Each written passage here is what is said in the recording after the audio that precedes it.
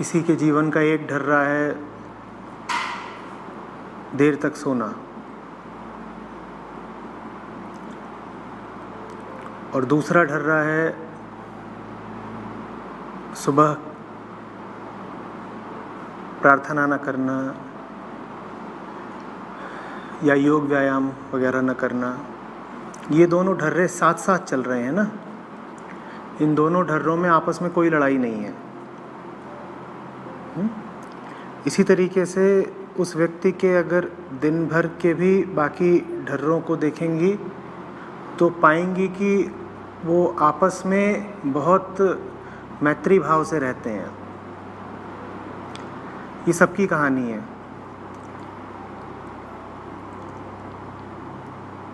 आप जिस तल पर रह रहे हैं उसी तल के अनुसार आपके जीवन के सारे ढर्रे होते हैं, एक दो नहीं।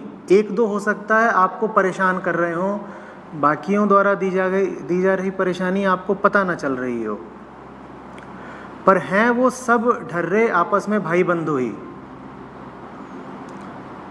आपस में उनका कोई गहरा विरोधाभास नहीं है, तभी तो वो सब साथ साथ चल पाते हैं।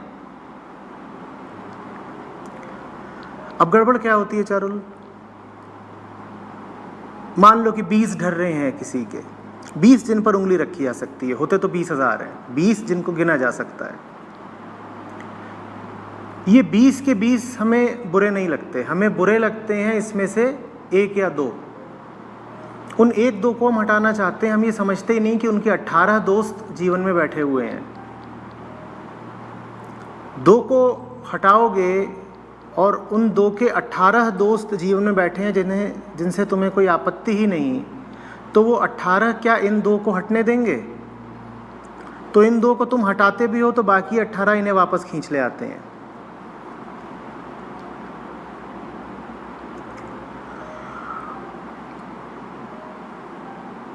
तो करना क्या है? करना ये है कि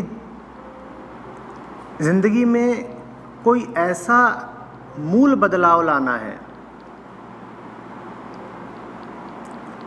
जो इन 20 के 20 को अप्रासंगिक बना दे,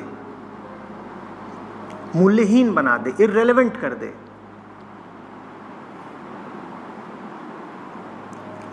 इन सबकी ही कीमत तुम्हारी नज़रों में बिल्कुल गिरा दे, शून्य कर दे। एक ऐसी शुरुआत मिल जाए नई जिंदगी को कि पुराने सब ढर्रे व्यर्थ लगने लगें, उनसे आगे का कुछ बहुत महत्वपूर्ण दिखाई देने लग जाए, तब तो ये सब ढर्रे जाएंगे। और जब ये जाते हैं तो झुंड में जाते हैं, एक दो फिर नहीं रवाना होते, 8, 10, 15 रवाना होते हैं। यही वजह है कि लोग पुरानी आदतें आसानी से छोड़ नहीं पाते। अब किसी के जीवन के सारे ढर्रे ही तनाव, ऊब, बेचैनी से भरे हुए हैं और वो कहे मुझे सिगरेट छोड़ देनी है। सिगरेट की आदत छूटेगी नहीं, क्योंकि आपके पास 5 और आदतें हैं जो सिगरेट को आमंत्रित करती हैं। जब तक आप उन 5 और आदतों को भी नहीं छोड़ेंगे, सिगरेट अकेले को कैसे छोड़ देंगे?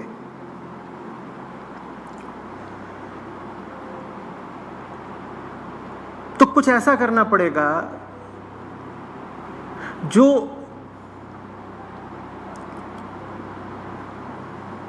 पुराने ढर्रों के मध्य एक अराजकता ला दे। कुछ डिसरप्टिव होना चाहिए, फिर तो ये छूटेंगे ढर्रे।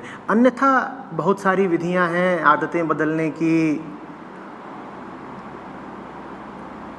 पैटर्न्स तोड़ने की, वो आजमाते रहो।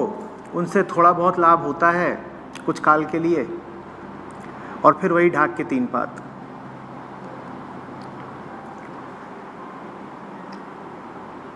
कई बार जिस जगह पर रह रहे हो उस जगह को बदलना कारगर हो जाता है। कई बार आगे की पढ़ाई करना, नया ज्ञान लेना, किसी नए कोर्स इत्यादि में प्रवेश ले लेना सहायक हो जाता है। कई बार अपने आप को एक चुनौती भरा लक्ष्य दे देना सहायक हो जाता है, पर जो भी कुछ जीवन में लाओ वो इतना चुनौतीपूर्ण, इतना आवश्यक, इतना अपरिहार्य होना चाहिए कि उसके आगे पुराना सब कुछ फीका लगे, तब तो पुराने से मुक्ति मिलेगी, नहीं तो नहीं मिलेगी। सतही और कृत्रिम बदलाव बहुत गहरे नहीं जाते, दूर तक भी नहीं जाते। अपने आप को एक बड़ा लक्ष्य दो। बड़ा लक्ष्य भी देने भर से काम नहीं चलता। बड़े लक्ष्य को न पाने की पेनल्टी, कीमत, दंड भी बड़ा होना चाहिए। नहीं तो फिर तो भीतर जो हमारे बंदर बैठा है उसके लिए आसान हो गया ना। अपने आप को बड़ा लक्ष्य देते रहो बार बार बार बार, और हासिल उसे कभी करो मत। बेशरम बंदर है, फर्क उसे पड़ता ही नहीं। वो कह देगा हाँ मैंने फिर लक्ष्य बनाया और फिर मात खाई, कोई बात नहीं। लक्ष्य भी बड़ा हो और लक्ष्य से प्रेम इतना हो, लक्ष्य का महत्व इतना समझ में आता हो कि लक्ष्य को न पाने का विचार ही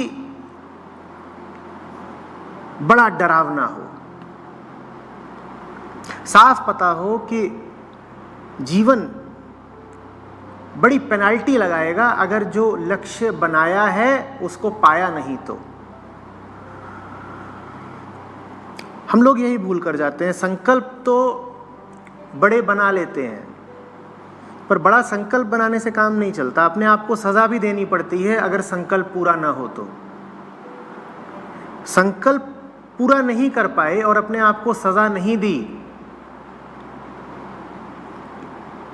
तो फिर क्या है? फिर तो मौज है।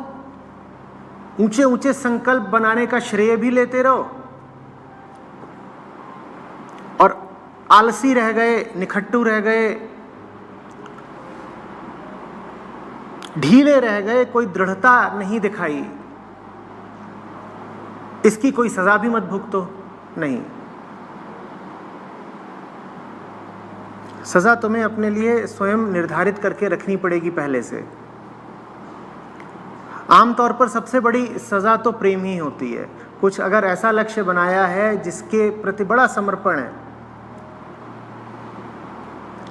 बड़ा प्रेम है, तो यही अपने आप में सजा बन जाती है कि जिससे प्रेम था उसे पाया नहीं।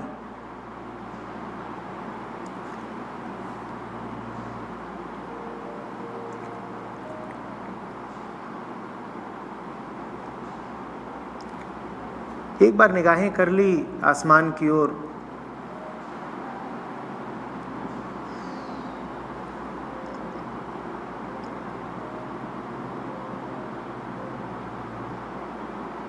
और ललक उठ गई किसी तारे की। उसके बाद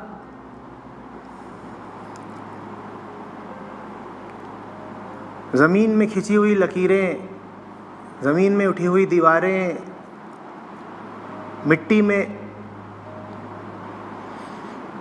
बंधे हुए ढर्रे फिर किसको याद रहते हैं? वो अपने आप पीछे छूट जाते हैं। और यही विधि है।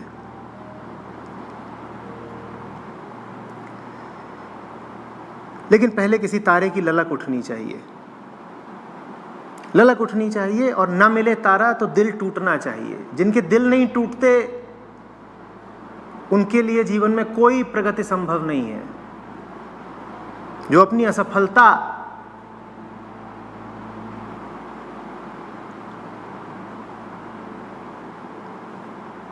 को भी चुटकुला बनाए घूमते हैं, जिन्हें लाज ही नहीं आती, उनके लिए जीवन में कोई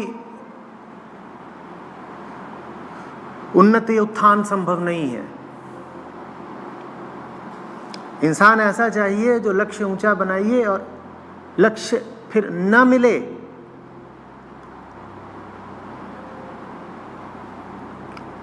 तो एक गहरी पीड़ा, एक गहरी कसक बैठ जाए जीवन में।